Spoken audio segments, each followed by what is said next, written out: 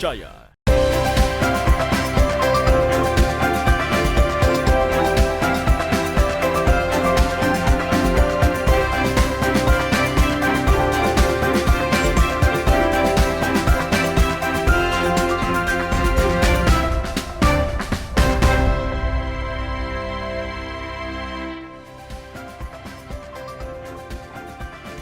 Selamat pagi saudara, apa kabar Anda hari ini? Senang sekali saya Linda Wirawan dapat kembali menjumpai Anda di program Sapa Sulsel edisi hari ini. Seperti biasa kami akan menghadirkan beragam informasi unik dan menarik yang kami kemas dalam dialog untuk menemani aktivitas Anda di pagi hari ini.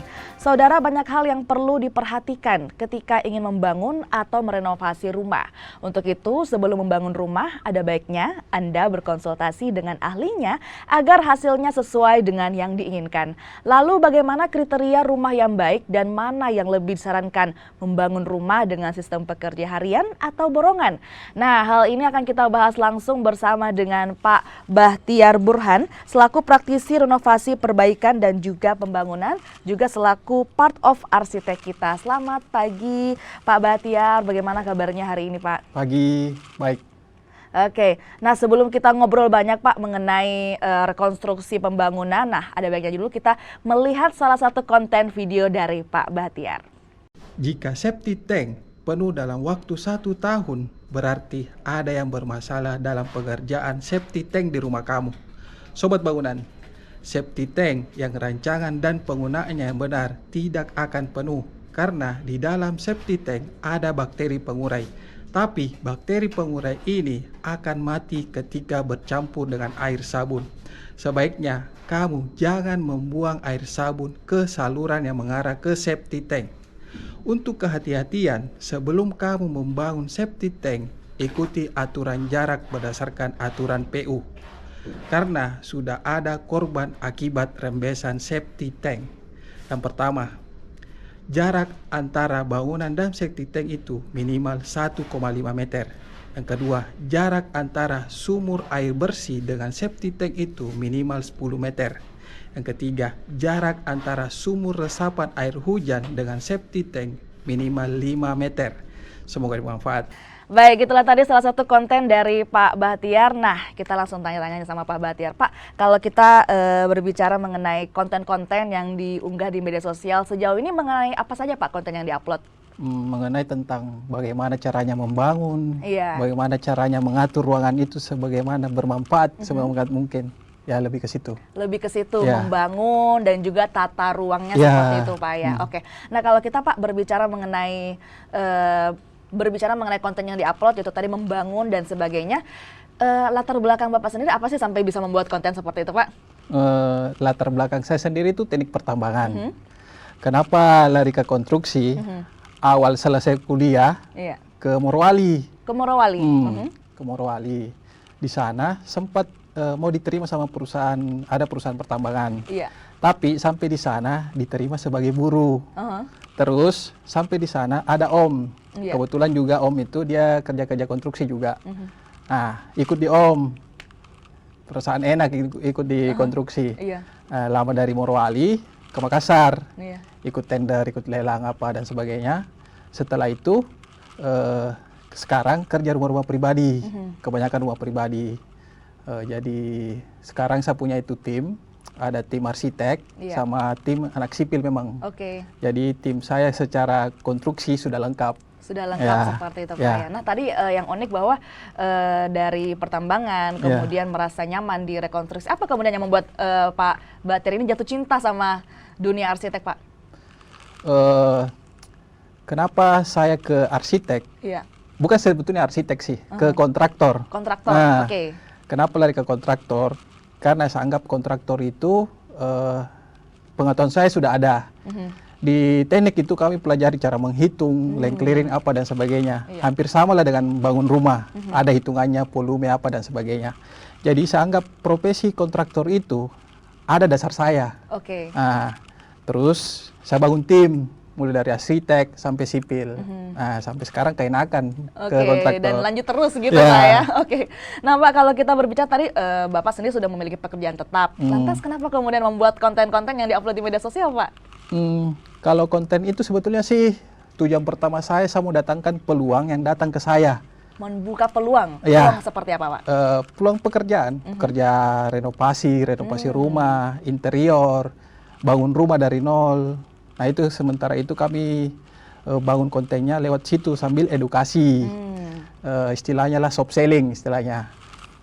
Kenapa saya kontennya mengarah ke konstruksi semua, enggak spesifik bilang cara memilih tukang yang baik, cara memilih kontraktor yang baik. Karena banyak teman-teman yang ketemu di warung kopi, curhatnya pasti bilang, ih rumahku dikerja kemarin begini pekerjaannya, kenapa bisa begitu? Tukangku kabur, kontraktornya tidak sesuai dengan pembicaraan. Ya itu dari situnya, berangkat dari situ saya bangun edukasi, jadi memudahkan teman, sobat bangunan yang lain untuk mengedukasi dirinya sebelum membangun. Karena banyak orang dia membangun tanpa edukasi, maksudnya dia tidak memiliki pengetahuan baru membangun. Nah terus itu juga kadang ada beberapa pemilik rumah pada saat diberikan RAB dia beranggapan mahal ini, mahal, padahal dia tidak tahu berapa biaya tukang, biaya material per meternya berapa, ya itu lebih ke situ. Iya, jadi awalnya berawal dari keresahan gitu dari teman-teman di warung kopi, akhirnya memutuskan untuk membuat konten-konten yang diupload, dan tentunya itu dekat dengan masyarakat, seperti pertanyaan-pertanyaan yang banyak ditanyakan oleh masyarakat seperti itu. Nah, Pak Bahtiar, kalau kita berbicara lagi mengenai konten-konten yang diupload tadi, salah satunya tadi adalah tukang yang kabur. Permasalahan-permasalahan seperti ini apakah masih umumkah terjadi di masyarakat atau seperti apa Pak? Umum sekali. Umum sekali? Umum. Salah satu penyebabnya itu si tukang ini memaksakan untuk mengerjakan suatu pekerjaan. Misalnya tukang lagi kosong-kosongnya pekerjaan, terus diketemu sama pemilik rumah, terus dikasih harga murah sama pemilik rumah, terus dia terima. Padahal kalau secara analoginya itu anggaran itu tidak masuk, maksudnya di bawah standar lah. Dia paksakan karena tidak ada pekerjaan. Nah, begitu. Karena tidak ada juga, biasanya juga tukang itu pengetahuannya tentang bangunan tidak ada. Maksudnya tukang yang bisa membangun bukan berarti dia kuasai bangunan. Nah itu. Oke, jadi memang ini harus perlu diperhatikan seperti itu. Nah, kalau kita berbicara Pak mengenai ingin membangun rumah, dari Pak sendiri bagaimana kemudian tips and trick, apa yang harus diperhatikan dalam membangun rumah Pak? Yang pertama itu kita harus menyesuaikan apa kebutuhan kita. Terus kita harus tahu bagaimana kebiasaan kita dalam rumah kesehariannya. Misalnya kita sukanya jarang di ruang tamu, baru kita bikin ruang tamu. Padahal tidak perlu sekali ruang tamu. Kebanyakan kalau kita misalnya, saya anggap itu ada konten saya itu, ruangan-ruangan mubasir. Nah, ruangan-ruangan mubasir itu seperti ruang keluarga yang tidak dipakai, padahal keluarganya kebanyakan di kamar. Misalnya pulang dari kantor langsung ke kamar, sudah ke kamar ke toilet, toilet ke kamar lagi. Padahal tidak difungsikan itu ruang keluarga. Padahal seandainya keluarga itu pintar membuat keluarga itu kayak quality time begitu, pasti ruang keluarga itu digunakan sebagaimana mestinya. Misalnya ruang keluarga itu dibuat sedemikian mungkin untuk tempat bekerja, tempat bersantai atau bagaimana. Kadang kan ada beberapa orang dia jarang di ruang keluarga karena misalnya dia suka main game. Nah, di tempat itu tidak ada colokan, colokan tidak ada. Makanya dia lebih pilih ke kamarnya sambil baring atau bagaimana. Jadi salah satunya dalam mengetahui apa yang diinginkan, fungsi-fungsi apa yang harus ditetapkan di beberapa ruang tertentu yang ada di rumah seperti itu. Oke Pak Bahtiar, kita masih akan ngobrol banyak terkait dengan rekonstruksi rumah, namun saudara jangan kemana-mana, tetap bersama kami di Sapa Sulsel.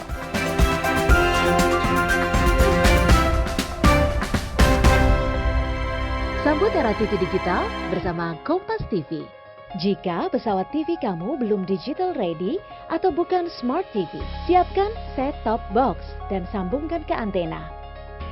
Kemudian pilih tombol setting pada remote TV, lalu tekan auto scan.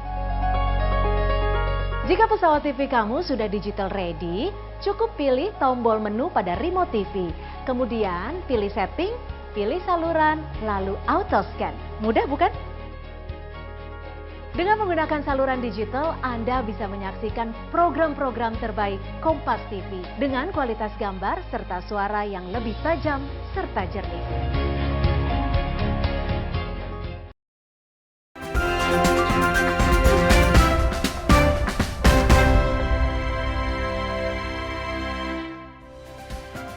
Terima kasih saudara, Anda masih bersama kami di Sapa Sulsel. Kita masih bersama dengan Pak Bahtiar, dan sebelum kita melanjutkan perbincangan kita pada pagi hari ini, sama-sama kita saksikan terlebih dahulu konten dari Pak Bahtiar.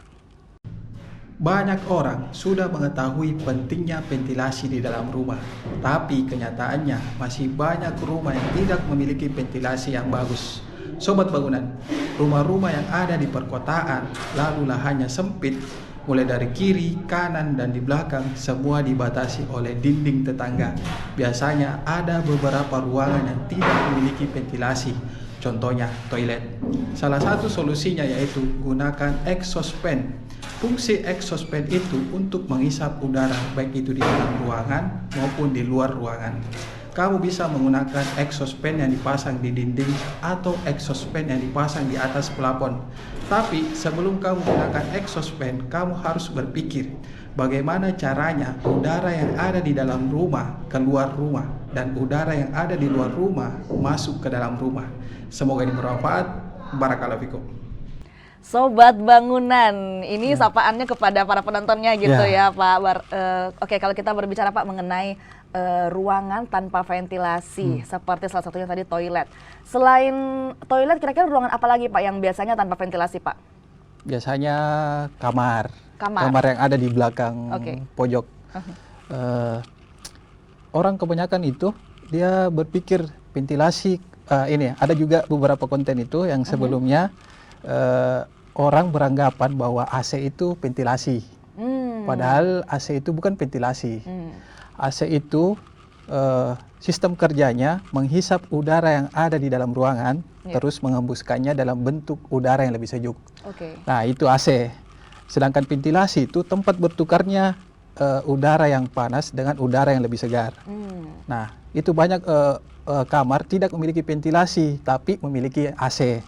Nah, itu biasa kita sementara melakukan proses pernapasan, kita menghirup oksigen dan mengeluarkan karbon dioksida. Sedangkan yang sama-sama kita ketahui itu bahwa karbon dioksida bikin ngantuk. Nah, itu salah satu penyebabnya. Biasa juga ada di masjid. Masjid itu kebanyakan tertutup langsung. Padahal sebetulnya sebaiknya dia harus menggunakan ventilasi. Harus menggunakan ventilasi. Sebaiknya. Tapi kalau untuk anggapan masyarakat di luar sana, untuk ruangan yang memiliki AC, air conditioner itu sebaiknya tidak memiliki ini Pak, jalur keluar, biar AC-nya tetap berada di dalam ruangan. Itu seperti apa konfirmasinya Pak? Ya, memang AC kan sebetulnya kalau ada celah di AC, sebetulnya apa di AC itu fungsinya untuk mengendalikan suhu yang ada dalam ruangan. Mengendalikan suhu. Maksudnya menyelesaikan suhu yang ada dalam ruangan. Jadi ketika ada bocor atau apa, otomatis kemungkinan ada udara lebih panas masuk. Otomatis AC akan lebih bekerja. Misalnya AC kita atur suhu 17 derajat. Jadi AC itu berhenti bekerja pada saat mencapai 17 derajat. Jadi ketika ada udara yang masuk lagi ke dalam, otomatis AC akan lebih bekerja lagi. Nah, itu. Jadi itu tidak masalah apakah dengan adanya ventilasi seperti apa Pak? Kan ditutup, otomatis kan ditutup. Sebaiknya kan ventilasi ditutup setiap 4 jam dibuka lagi. Jadi setidaknya ada pertukaran udara masuk. Jadi kan itu biasa itu di sementara waktu COVID juga rata-rata kebanyakan orang tidak menggunakan AC. Nah, karena itu ditakutnya bakteri itu menyebar secara masif. Jadi memang tetap harus membutuhkan ventilasi walaupun berada di dalam ruangan yang ber-AC seperti itu. Nah, uniknya tadi kalau di toilet itu juga sering tidak menggunakan ventilasi. Tadi salah satu solusinya kita sama-sama saksikan menggunakan exhaust. Itu seperti apa penjelasannya Pak?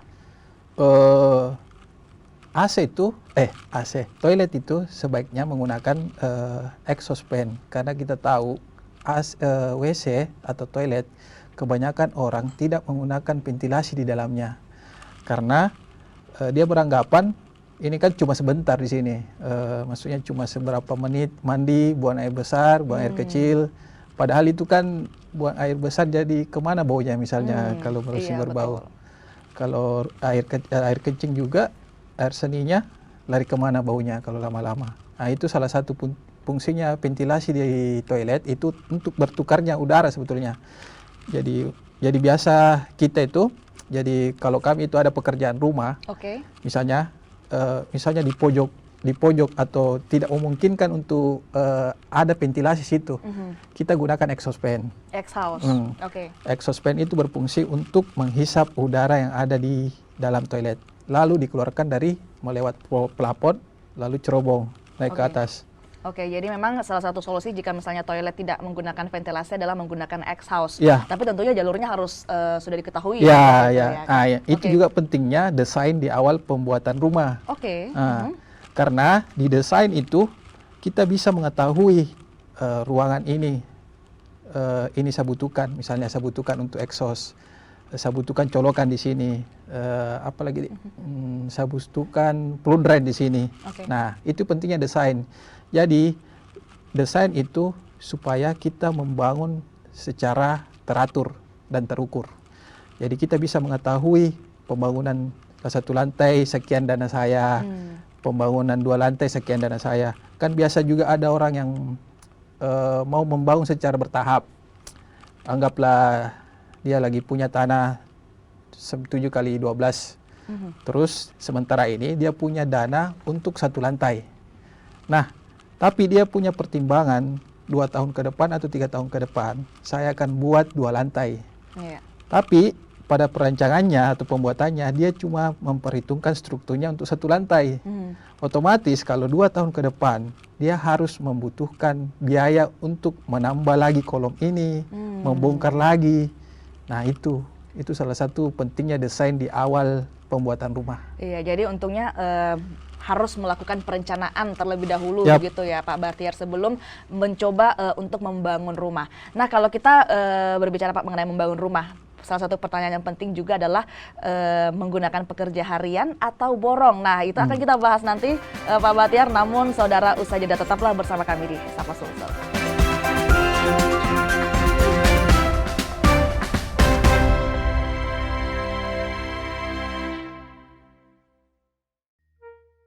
Kok gambarnya gini sih?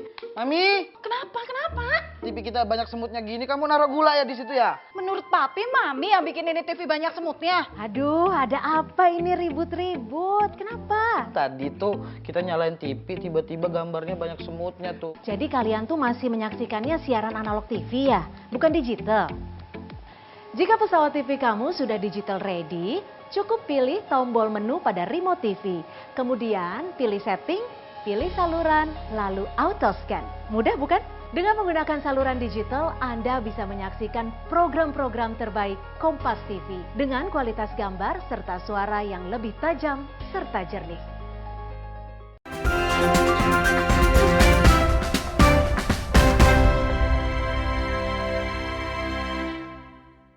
Sistem kerja harian atau borongan ini adalah pertanyaan yang paling klasik untuk orang yang pertama kali membangun. Sobat bangunan, baik itu sistem kerja harian atau borongan, semuanya ada celah untuk dicurangi.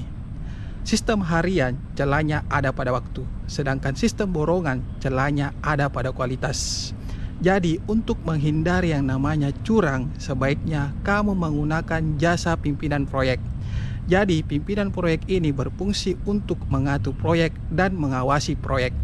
Studi kasus, Pak Daeng ingin membangun rumah, lalu menggunakan jasa pimpinan proyek untuk mengatur proyek dan mengawasi proyek. Lalu Pak Daeng menggunakan 2 sistem, yaitu sistem borongan dan sistem harian. Borongan untuk pekerjaan finishing dan harian untuk pekerjaan sipil. Bermanfaat. Itulah tadi salah satu konten yang sama-sama kita saksikan dari Pak Bahtiar mengenai memilih pekerja harian atau borongan. Tadi masing-masing ada celahnya gitu ya Pak Bahtiar. Ini mungkin bisa dijelaskan lebih detail Pak, celahnya untuk yang harian dan juga borongan seperti apa? Kalau antara borongan dan harian, semuanya pasti ada celah. Borongan itu ada celahnya di kualitas. Kualitas? Kualitas. Contohnya kualitas itu, misalnya kita pasang keramik. kita tidak tahu berapa, apakah di bawah keramik ini sudah terpasang, maksudnya sudah menyeluruh semennya, campurannya di situ. Kan biasa ada beberapa cuma di tengahnya, ada itu biasa kita pukul-pukul ketuk-ketuk keramik, ketuk-ketuk keramik, tapi yang di tengah tebal bunyinya, sedangkan yang di pinggir kosong bunyinya. Nah, itu kualitasnya. Sedangkan untuk harian, celahnya itu ada pada waktu. Misalnya pekerjaan pengecatan. Kalau kita kerja secara sendiri, maksudnya kita cat sendiri, kita butuh 1 hari. Tapi biasanya tukang dia memperlambat gosoknya. Ya minimal dari 1 hari bisa jadi 2 hari. Nah, itu celahnya maksud saya itu. Oke. Jadi di antara keduanya ini yang mana yang Bapak usulkan? Kalau keduanya, kalau saya sementara ini saya combine. Saya gabung antara borongan dengan harian. Jadi saya pakai borongan itu pada finishing. Finishing. Ya. Kenapa di finishing? Karena kelihatan kerapian, harus rapi betul. Dan saya butuh kecepatan di situ. Sedangkan untuk harian saya pakai di pekerjaan sipil. Karena otomatis kalau lama pekerjaan, otomatis kita butuhkan kualitasnya di situ. Misalnya campuran atau apa. Misalnya itu sipil kayak kolom, balok, rimbal, struktur atap. Nah, itu termasuk pekerjaan sipil. Makanya itu kita butuh kualitas, betul-betul kualitas di situ. Ya. Nah, kalau di konten video yang sama-sama kita saksikan tadi, Pak Batiar juga mengusulkan memilih pimpinan proyek. Itu seperti apa, Pak Batiar? Itu pimpinan proyek, fungsinya itu dia mengatur, mengatur suatu proyek, bagaimana proyek itu berjalan sebagaimana mestinya. Misalnya, orang pimpinan proyek itu mengatur tukang. Misalnya dia pimpinan proyek, dia mengetahui, maksudnya, ya dia mengetahui, misalnya kalau pekerjaan plasteran dalam 1 hari dibutuhkan sekian. Misalnya 1 hari kita butuh biasanya selesai 15 meter persegi lah. Nah, itu fungsinya pimpinan proyek. Untuk mengawasi gitu ya, Pak. Kalau dari segi harga perbedaannya seperti apa? Jelas beda. Tapi mungkin biasanya orang itu pimpinan proyek dibayar 300.000 per hari. Atau dia dapat fee persenan dari RAB. Misalnya 10-20%. Dan apa kita dapat dari sini? Memang kita bayar lebih, tapi kita dapat kualitas yang terjamin. Ada orang bilang bahwa kalau pimpinan proyeknya bagaimana kalau dia yang curang, maksudnya. Betul. Iya. Nah, itu kembali lagi bagaimana cara kita memilih pimpinan proyek itu. Jelas kita harus cek track recordnya bagaimana. Terakhir dia di mana bekerja, terus kita cari tempatnya dia bekerja di mana terakhir, baru kita bertanya-tanya seperti itu ya kepada yang pemilik proyek sebelumnya, atau seperti apa, Pak Batiar? Kita mencari apa nih istilahnya? Rekomendasi itu gimana, Pak? Mengujinya secara mandiri. Menguji secara mandiri. Ya, itu menguji secara mandiri itu melalui dengan di mana dia tempat bekerja terakhir. Minimal kalau bisa kita cari 3 tempat bekerja terakhir.